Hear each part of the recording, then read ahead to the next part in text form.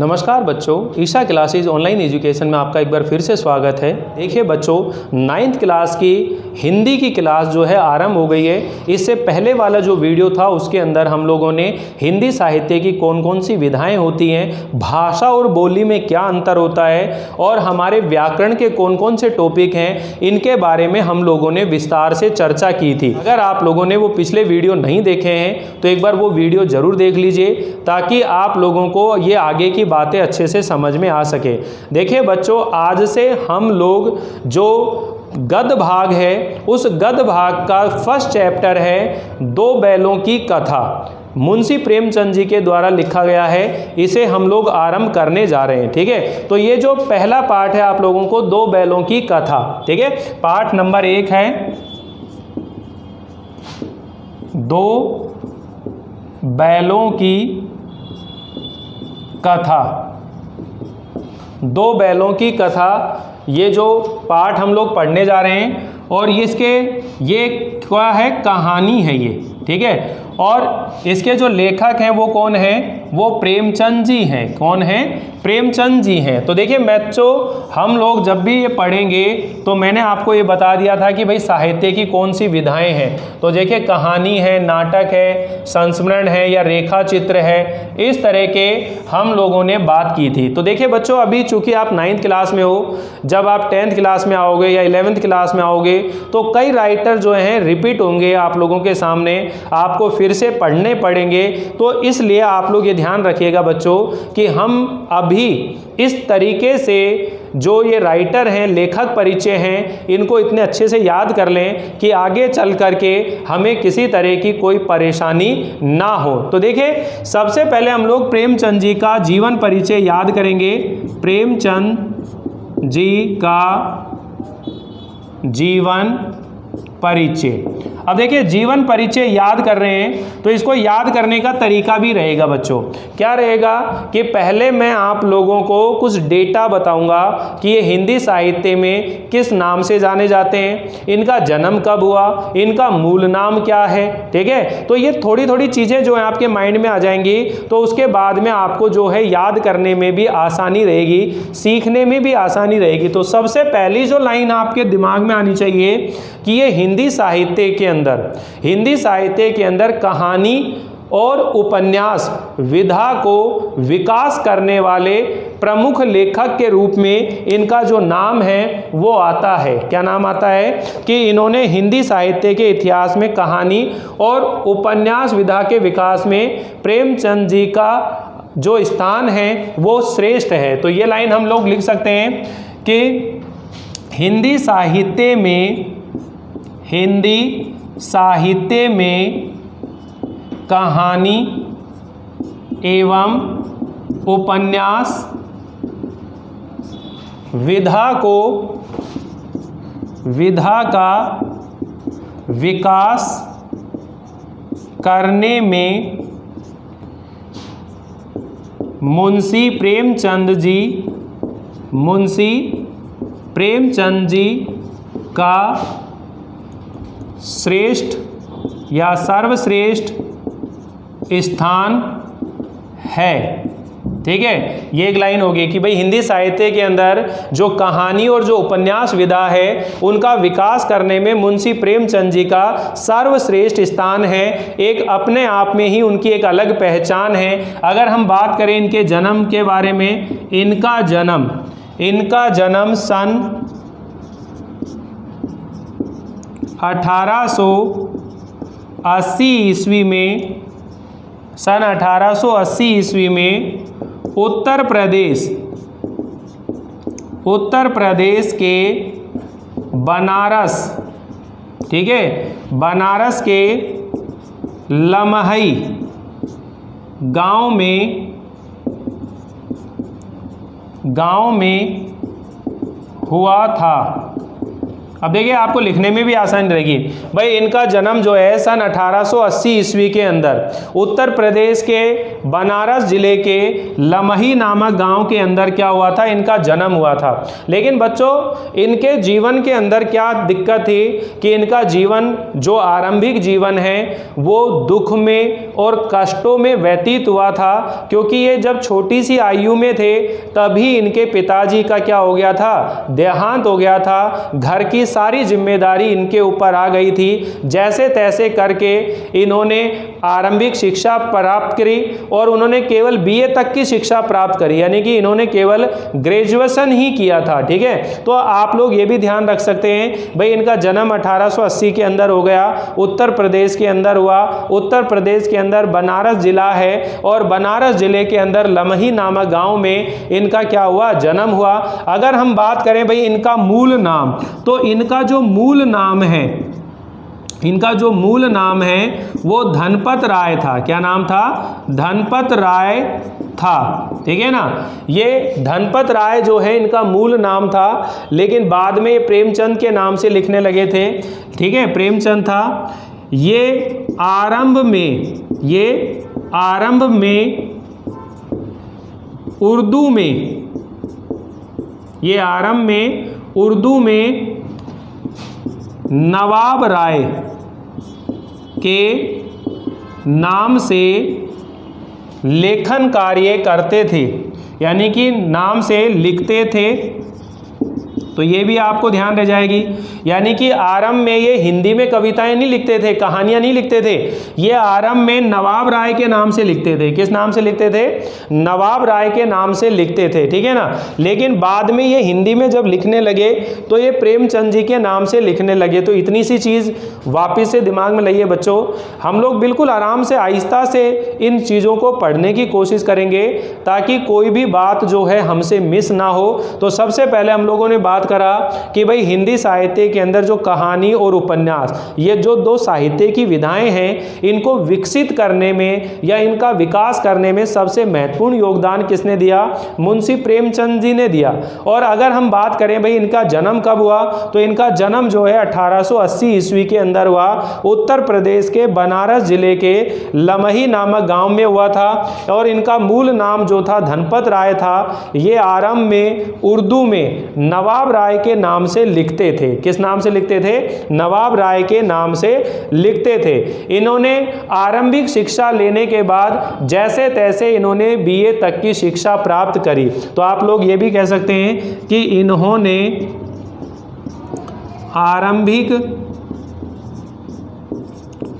शिक्षा प्राप्त करने के बाद जैसे तैसे बीए तक की शिक्षा प्राप्त की। इनका जो आरंभिक जीवन है, इनका जो जीवन है वो अभावों में व्यतीत हुआ। इनका जीवन अभावों में व्यतीत हुआ, यानी कि दुखों में, कष्टों में इनका जीवन जो है व्यतीत हुआ। तो देखिए बहुत ही सरल ढंग से अब आपको इसमें क्या क्या चीज़ याद रखनी है। भाई जन्म कहाँ हुआ है, बनारस के लमही गांव में हुआ। कब हुआ, 1880 में हुआ। मूल नाम क्या है, धनपत राय। ठीक है, ये उर्दू में किस नाम से लिखते थे, नवाब राय के नाम से लिखते थे। आरंभिक शिक्षा प्राप्त कर ली, लेकिन केवल बीए तक की शिक्षा प्राप्त कर पाए। इनका जो जीवन है वो अभावों में, कष्टों में व्यतीत हुआ। ठीक है, बीता इनका जो जीवन है वो कष्टों में व्यतीत हुआ। तो देखिए यहाँ बात होगी। फिर हम लोग बात करें कि ये गांधी जी के विचारधारा से, ये गांधी जी की विचारधारा से, ये गांधी जी की विचारधारा से प्रभावित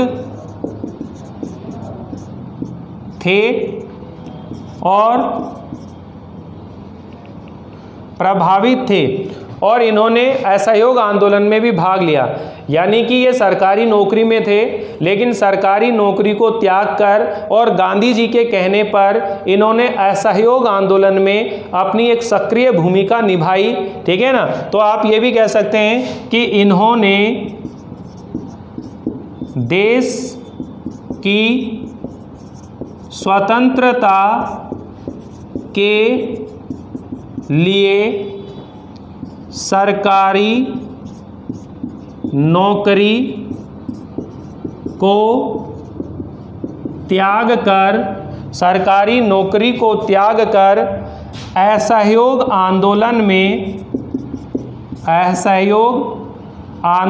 में हिस्सा लिया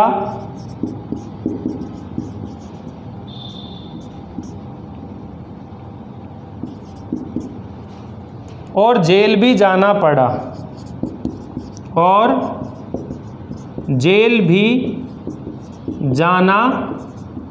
पड़ा। अगर हम बात करें भाई इनके निधन की, तो सीधे तौर पर अब देखिए इतनी सारी बात लिख दी, पर्याप्त है, इससे ज़्यादा कुछ लिखने की आवश्यकता है नहीं।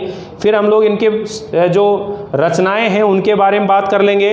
तो ये हमारा परिचय इतना हो जाता है, 9th क्लास के स्टैंडर्ड के हिसाब से बहुत है। इसे आप लोग इतना भी याद कर लेंगे तो हमारे लिए पर्याप्त है, ठीक है। तो आप लोग इतना ध्यान रखें बच्चों कि हिंदी साहित्य के अंदर जो कहानी है या जो उपन्यास विधा है उनको विकसित करने में इन्हें सर्वश्रेष्ठ माना जाता है। 1880 के अंदर उत्तर प्रदेश के अंदर बनारस जिले के लमही गांव में इनका क्या हुआ है, जन्म हुआ था। इनका मूल नाम धनपत राय है, लेकिन उर्दू में ये नवाब राय के नाम से लिखते थे। इनके जीवन के अंदर बहुत ज़्यादा अभाव और दुख थे। इनकी आर्थिक स्थिति बिल्कुल भी सही नहीं थी। इन्होंने जैसे तैसे करके केवल BA तक, ग्रेजुएशन तक की पढ़ाई इन्होंने की और ये गांधी जी की विचारधारा से बहुत ज़्यादा प्रभावित थे। और यही कारण है कि गांधी जी ने जब असहयोग आंदोलन आरंभ किया था तो उस असहयोग आंदोलन में इन्होंने हिस्सा लिया और उसके लिए इनको जेल भी जाना पड़ा। इनका निधन, अगर हम बात करें, इनका निधन सन 1936 ईस्वी में हुआ था। इनका जो निधन है वो 1936 ईस्वी के अंदर हुआ था, ठीक है। तो ये इनका परिचय हो गया। अगर हम लोग बात करें इनकी प्रमुख रचनाएं, यहाँ पर मैं लिख देता हूँ प्रमुख रचनाएं, तो आप लोग ये भी ध्यान रखेंगे इनकी प्रमुख रचनाएं क्या हैं। तो आप पहली लाइन ये लिख सकते हैं कि भाई जो मुंशी प्रेमचंद जी हैं वो बहुमुखी प्रतिभा के धनी थे। उन्होंने साहित्य की लगभग कई विधाओं पर अपनी लेखनी चलाई। उन्होंने कहानी, नाटक, उपन्यास, निबंध, गद्य लेखन के ये कई साहित्यिक विधाएं उन्होंने लिखने की कोशिश करी। इनका ये मानना था कि जो साहित्य है वह समाज के अंदर परिवर्तन ला सकता है, समाज के अंदर बदलाव ला सकता है। इसलिए इन्होंने कई तरह की साहित्यिक विधाएं लिखी और जिसके अंदर इन्होंने समाज में जो वास्तविकता है, यथार्थता है, उसका उन्होंने चित्रण किया और उस यथार्थ स्थिति को दिखा करके इन्होंने समाज में एक आदर्श की स्थापना करने की कोशिश करी। तो इनकी जो कहानियां हैं वो यथार्थवादी आदर्शोन्मुखी कहानियां हैं, यानी कि समाज के हकीकत को बताकर और एक समाज के अंदर एक आदर्श की स्थापना करना, ठीक है। तो जो दो बैलों की कथा है ये कहानी भी कुछ इसी तरह की है। इसके ऊपर हम लोग बाद में चर्चा करेंगे, पहले परिचय देखिए, ठीक है ना। प्रेमचंद जी बहुमुखी प्रतिभा के धनी थे। उन्होंने साहित्य की अनेक विधाओं पर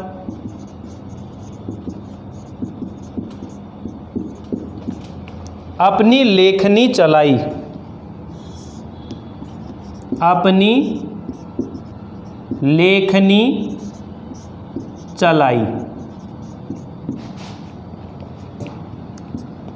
इनके उपन्यास कौन कौन से हैं? देखो, कायाकल्प, प्रेमाश्रम, निर्मला, रंगभूमि, ठीक है, गोदान,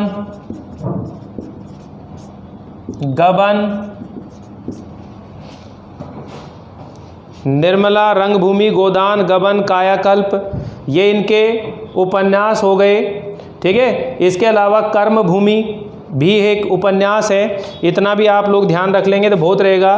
ठीक है, अगर हम लोग नाटक की बात करें तो इनके जो नाटक हैं, एक तो है करबला, एक है संग्राम और एक है प्रेम की देवी। क्या नाम है? प्रेम की देवी। ये इनके क्या है? नाटक है। इनकी कई कहानियां हैं जो बहुत ज़्यादा प्रसिद्ध रही हैं, जिनके अंदर पूस की रात, पंच परमेश्वर, पूस की रात, पंच परमेश्वर, इनकी जो कहानियां हैं वो बहुत ज़्यादा प्रसिद्ध रही हैं। तो ये इनके क्या हो गए? देखो, उपन्यास हो गए, नाटक हो गए, और कहानियों की बात करें तो इन्होंने करीब 300 के लगभग कहानियां लिखी हैं। कितनी कहानियां लिखी हैं बच्चों? करीब 300 कहानियां लिखी हैं। और ये जो 300 कहानियां हैं ये मानसरोवर शीर्षक से या मानसरोवर के नाम से 8 खंडों में संकलित है। यानी कि इनके द्वारा लिखी हुई जो कहानियां हैं वो मानसरोवर नाम से या शीर्षक से जो 8 खंडों में संकलित है। तो आप कह सकते हैं कि इनकी कहानियां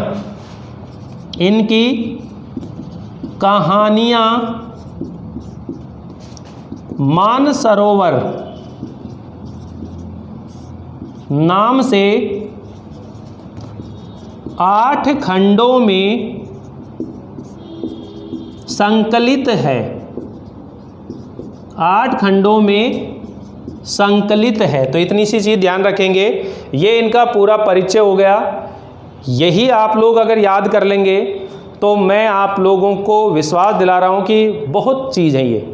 ठीक है, 9th क्लास है, चूँकि धीरे धीरे हम लोग बढ़ते हुए चलेंगे और भी हम लोग इसे विस्तार से पढ़ सकते हैं, लेकिन ज़्यादा विस्तार में हम लोग नहीं पढ़ रहे हैं। ठीक है, आप इतना ही याद रख लें तो पर्याप्त रहेगा आप लोगों के लिए।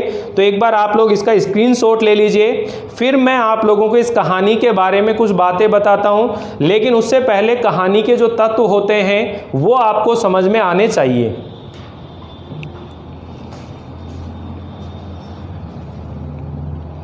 तो बच्चों देखिए, सबसे पहले हमें पढ़ना है कहानी या नाटक के तत्व। ठीक है बच्चों, कहानी और नाटक के तत्व पढ़ने के बाद ही हम लोग कहानी की जो एक तरह से संक्षिप्त में इसकी स्टोरी को समझने की कोशिश करेंगे, फिर हम लोग इसे पढ़ेंगे। ठीक है, तो यहाँ देखिए कहानी या नाटक के तत्व। तो कहानी या नाटक के 6 तत्व होते हैं। कितने तत्व होते हैं बच्चों? 6 तत्व होते हैं। अब ये 6 तत्व कौन कौन से होते हैं? सबसे पहले नंबर पर आपको समझना पड़ेगा कथानक, यानी कि जो भी कहानी होती है उसका कथानक क्या है। ठीक है, ये क्वेश्चन हमेशा पूछा जाता है बच्चों कि इस कहानी का कथानक क्या है, या आपसे कथानक के अलावा ये पूछा जा सकता है विषय वस्तु। क्या पूछा जा सकता है? विषय वस्तु।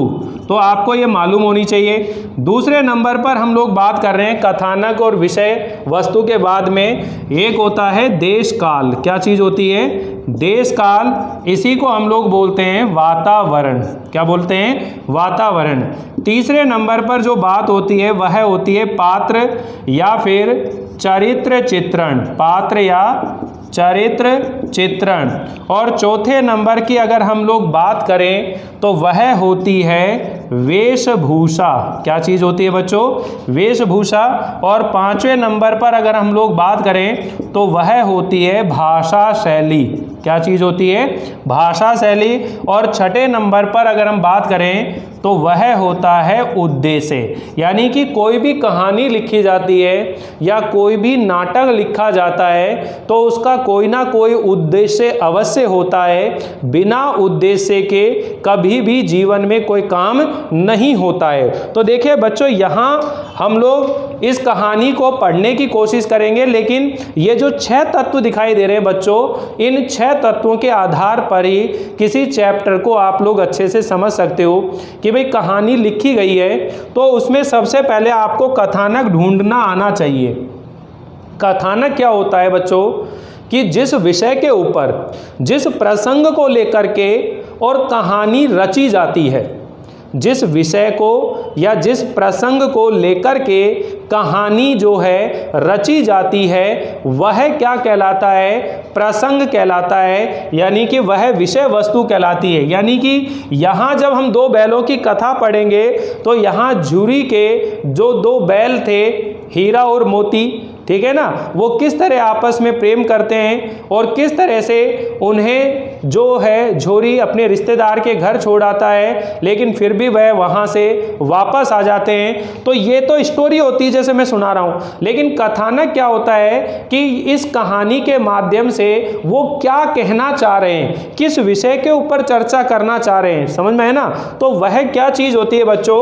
कथानक होता है, वह विषय वस्तु होती है, ठीक है। अब जब भी आप इसको ऐसे समझे, क्योंकि कहानी अभी आप लोगों ने पढ़ी नहीं है, इसलिए मैं कहानी को उदाहरणों से आपको डायरेक्ट समझाना नहीं चाह रहा हूं, क्योंकि जब तक आप एक बार कहानी नहीं समझ लेंगे तब तक हम इन पॉइंट्स को क्लियर नहीं कर सकते। जब हम ये कहानी फिनिश कर लेंगे तो उस समय इन सारे पॉइंटों के ऊपर हम लोग चर्चा करेंगे कि भाई बताओ कथानक क्या है इस कहानी का। इस कथानक को मूल भाव भी कह सकते हैं या प्रतिपाद के बारे में भी अपन बोल सकते हैं कि क्या चीज़ है इसके अंदर, विषय क्या है। फिर बात होगी देश काल और वातावरण। किसके बारे में बात होगी बच्चों? देश काल या वातावरण। अब ये देश काल या वातावरण क्या होता है, इसके बारे में भी आपको जानकारी होनी चाहिए। यानी कि कोई भी कहानी या नाटक लिखा जाता है तो उसका एक निश्चित समय होता है। भाई जैसे मान लीजिए आप अकबर के लिए कोई कहानी लिखेंगे तो वह जो मुगल काल का समय होगा उसे दिखाना पड़ेगा। अगर आप महाराणा प्रताप के बारे में कोई नाटक लिख रहे हो तो ऐसा तो है नहीं कि महाराणा प्रताप को आप लोग आज के इस युग के अंदर आप उसे गाड़ी में बैठता हुआ दिखा देंगे या हेलीकॉप्टर से उड़ता हुआ दिखा देंगे उसे, ऐसा नहीं हो सकता ना।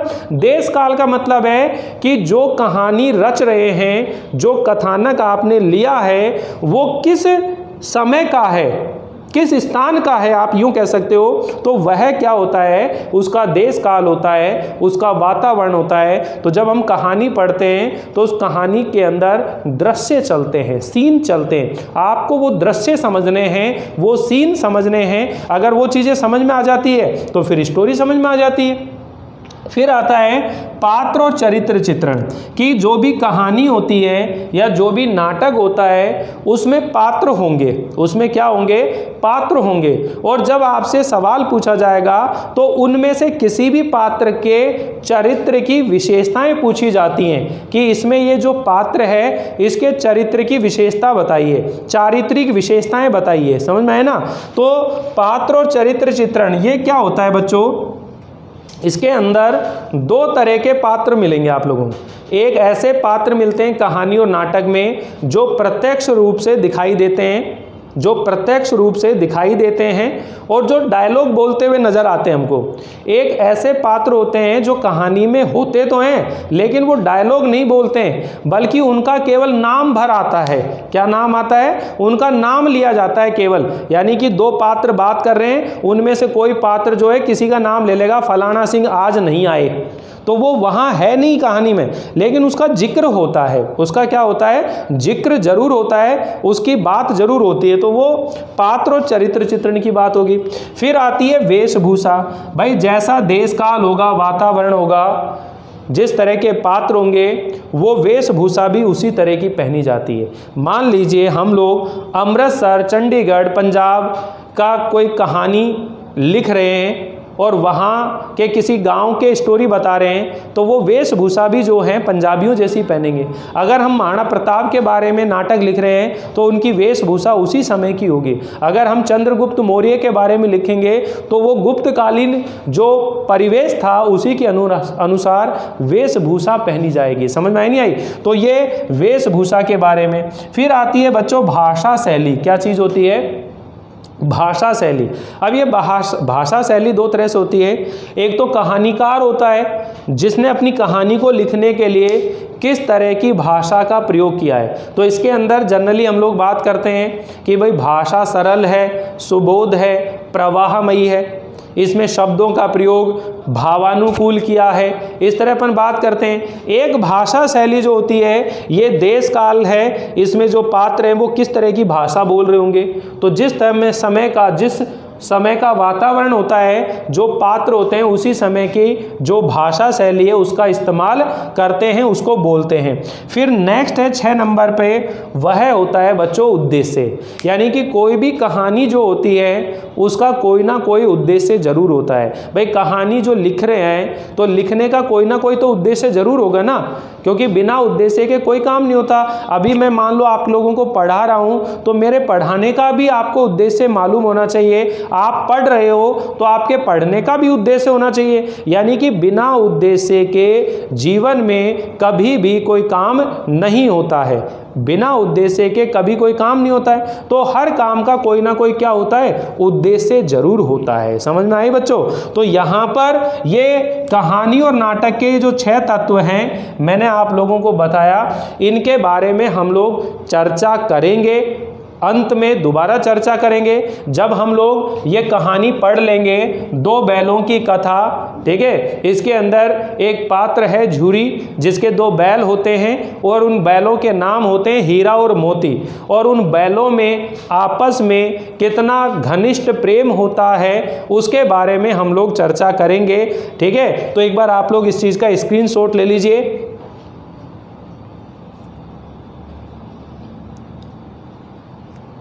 हाँ ठीक है बच्चों।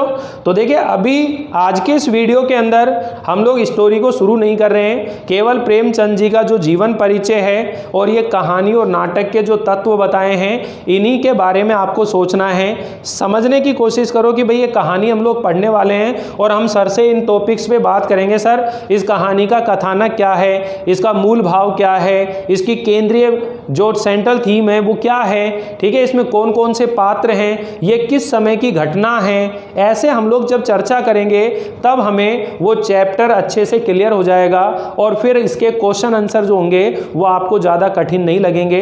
बहुत आसानी से, बहुत ही सरल तरीके से आप लोग उन्हें सीख सकते हैं। तो आप लोगों को ये लेक्चर कैसा लगा मुझे ज़रूर बताइएगा, कमेंट कीजिएगा, ठीक है। और चैनल को सब्सक्राइब नहीं किया है तो सब्सक्राइब ज़रूर कर लीजिए। अगर आपको अच्छा लगा वो वीडियो तो लाइक भी कर दीजिए। तो मिलते हैं अगली बार इस कहानी को लेकर के।